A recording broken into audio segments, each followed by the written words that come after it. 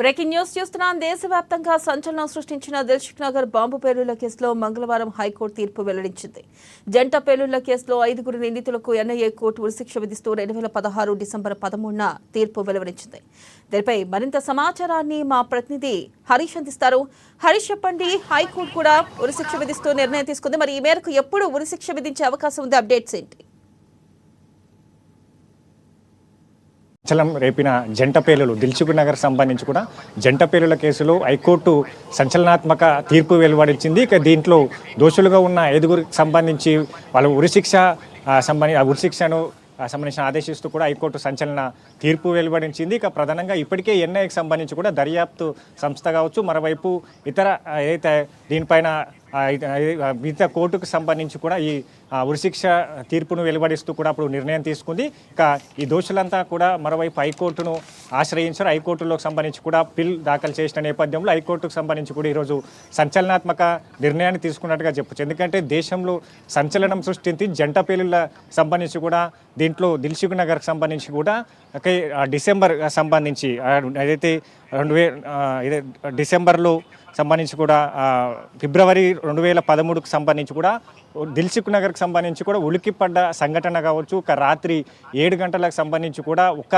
Bomb తర్వాత ఒక bomb పేలిన సంఘటన చూసాం. దాంట్లో దాదాపుగా 18 మంది మరణించారు. 130 మందికి సంబంధించి కూడా వాళ్ళు విగతక జీవులుగా కూడా అప్పుడు జంట పేలుళ్ళకు సంబంధించి కూడా అక్కడ ప్రజలు తమ ప్రాణాలకు సంబంధించి కూడా కాపాడేందుకు పరుగులు తీసిన నేపథ్యం కనిపించింది. ఇక దీంట్లో అంటే జంట పేలులకు సంబంధించి కూడా టిఫిన్ బాక్స్ ఆ బాంబును అక్కడ అమర్చారు. దాంతో కోనార్క్ థియేటర్కి సంబంధించి కూడా పక్కన ఒక మిర్చి బండిలో మరొక బాంబును అమర్చారు. ఇక మొత్తంగా జంట పేలులు అంటే ఒక బాంబు తర్వాత ఒక 10 మినిట్స్ గ్యాప్లోనే 2 బాంబులు పేలిన సంఘటనకు సంబంధించి కావచ్చు. దీంట్లో దోషులుగా 5 నిందితులు ప్రధానంగా అప్పటికే ఎన్ఐఏ దర్యాప్తు సంస్థ కావచ్చు గుర్తించింది. దీంట్లో ఇప్పటికీ 4 సంబంధించి కూడా వివిధ జైళ్లలో శిక్ష అనుభవిస్తున్నారు.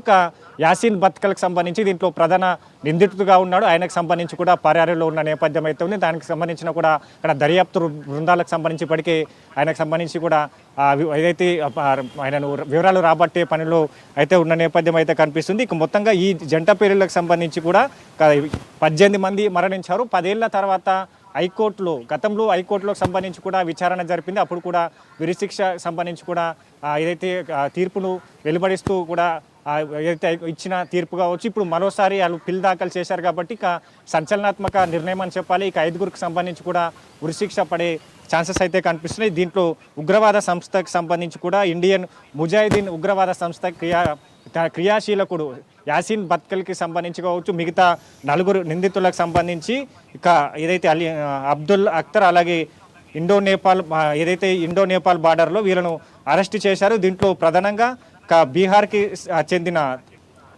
తహసీన్ అఖ్తర్ కావచ్చు, పాకిస్తాన్కి చెందిన జియా రెహమాన్లకు సంబంధించి కూడా 2014లో ఢిల్లీలో పోలీసులు అరెస్ట్ చేశారు. వీళ్ళకి సంబంధించి కూడా పూణేకి సంబంధించి అజిత్ షేక్ను కూడా పోలీసులు అరెస్ట్ చేయడం. దీంట్లో 4 అరెస్ట్ చేశారు. 4 సంబంధించి కూడా వివిధ జైల్లో సంబంధించి కూడా శిక్ష అనుభవిస్తున్న నేపథ్యం అయితే కనిపిస్తుంది. దీంట్లో ప్రత్యేకంగా దీంట్లో ఏదైతే ఎన్ఐఏకి సంబంధించి కూడా ప్రత్యేక కోర్టులో 2015కు సంబంధించి కూడా ట్రయల్ కొనసాగింది. దీంట్లో ప్రధానంగా 157 మంది సాక్ష్యాలకు సంబంధించి కూడా ఎన్ఐఏ ప్రశ్నించింది. వారి నుంచి సేకరించిన సమాచారాల ఆధారాలన్నింటినీ కూడా ఎన్ఐఏ కోర్టు కూడా సమర్పించింది. 2016 డిసెంబర్ 13న సంబంధించి కూడా ఎన్ఐఏ ప్రత్యేక కోర్టుకు సంబంధించి కూడా దోషులకు ఉరిశిక్ష విధిస్తూ కూడా తీర్పును వెలువరించింది. దాంతోపాటుగా జరిమానాను కూడా విధించిన నేపథ్యం అయితే ఉంది. అయితే ఎన్ఐఏ కోర్టుకు సంబంధించి కూడా నిందితులు హైకోర్టును ఆశ్రయించారు. హైకోర్టుకు సంబంధించి కూడా ప్రస్తుతం ఏదైతే వివిధ జైల్లో 4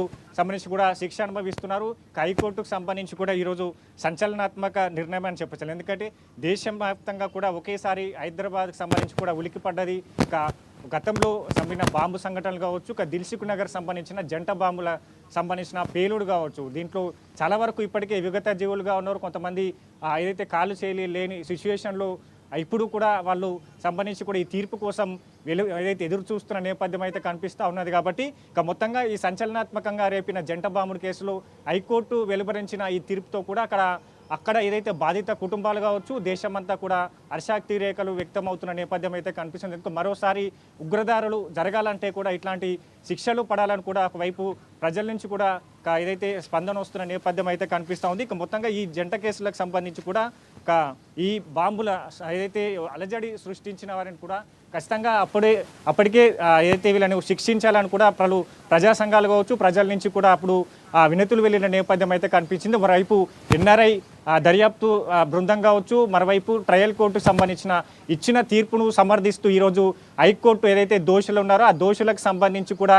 ఉరిశిక్ష విధిస్తూ కూడా తీర్పును వెలువరించింది. ఇక ఉరిశిక్షకు సంబంధించి కావచ్చు వీళ్ళకు ఏ రోజు ఉరిశిక్ష తీస్తారని పైన కూడా దానికి సంబంధించి కూడా విధి విధానాలు మరి కాసేపట్లో కూడా వెలువరించే అవకాశాలు అయితే కనిపిస్తున్నాయి. ఇప్పటికే నలుగురికి సంబంధించి కూడా వివిధ జైల్లో మగ్గుతున్నారు. యాసిన్ బత్కల్కి సంబంధించి కూడా ఆయనను నేపాల్లో గుర్తించినట్టుగా తెలుస్తున్న నేపథ్యం అయితే కనిపిస్తుంది. కాబట్టి ప్రధాన నిందితుడికి సంబంధించి కావచ్చు ఇంకా ఈ ఇతర సంబంధించి కూడా ఉగ్రవాద సంస్థలతో వీళ్ళు ఎక్కడెక్కడ సంబంధించిన వాళ్ళు టైఅప్ అయి ఉన్నారు, ఇక్కడ మిగతా రాష్ట్రాలకు సంబంధించి ఏమైనా సత్సంబాలు కొనసాగించారనే పైన కూడా పూర్తి స్థాయిలో దర్యాప్తు జరిపిన తర్వాతనే గతంలో ఎన్ఐఏ సంబంధించి కూడా సంచలనాత్మక నిర్ణయాన్ని తీసుకుంది. అయితే హరీష్, ప్రధానంగా చూసుకున్నట్టయితే ప్రధాన నిందితుడు ఒకరు ఆచూకీ ఇంకా లభించినట్లుగా తెలుస్తుంది. మరి అతని విషయంలో ఏ విధమైన చర్యలు తీసుకుని అప్డేట్స్ ఏంటి?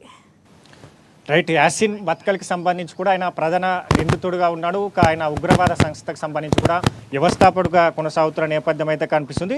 ఒక్కడు తప్ప మిగతా ఈ నలుగురికి సంబంధించి కూడా ఇప్పటికే వివిధ నేపాల్ బార్డర్ కావచ్చు ఇతర బార్డర్లో కూడా వాళ్ళను సంబంధించి కూడా గతంలో అరెస్ట్ చేశారు. యాసిన్ బత్కల్కి సంబంధించి కూడా ఆయన పరారీలో ఉన్నట్టయితే తెలుస్తూ ఉన్నది. ఆయనకు సంబంధించి కూడా ఇప్పటికే ఏదైతే ఆయనను తీసుకొచ్చే పనులు ఇప్పటికే దర్యాప్తు బృందాలు కావచ్చు ఇతర ప్రత్యేక బృందాలు అయితే కూడా గాలింపు చర్యలకు అయితే పాల్పడుతున్న నేపథ్యం అయితే కనిపిస్తూ ఉన్నది. కాబట్టి ఇక మొత్తంగా దీంట్లో ఈ నలుగురికి సంబంధించి ఇప్పటికైతే వివిధ జైల్లో మగ్గుతూ ఉన్నారు. కాబట్టి ప్రధాన నిందితుడిని యాసిన్ బత్కల్ను తీసుకొచ్చేందుకు పోలీసులు కావచ్చు ఇతర దర్యాప్తు బృందాలు కూడా గాలిస్తూ ఉన్నాయి. ఆయనను కూడా తీసుకొచ్చే అవకాశాలు అయితే కనిపిస్తున్నాయి. మరోవైపు ఇతర ఉగ్రవాద సంస్థలకు సంబంధించి ఇంకా ఏదైనా సత్సంబంధాలు కొనసాగిస్తున్నాడా దానిపైన కూడా పూర్తిగా ఆచూకీ ఏదైతే రాబట్టే పనిలో కూడా దర్యాప్తు బృందాలు అయితే కొనసాగుతున్న నేపథ్యం అయితే ఉన్నది. కాబట్టి త్వరలో ప్రధాన నిందితుడు కూడా తీసుకొచ్చే అవకాశాలు అయితే ఉన్నాయి. Thank you Harish.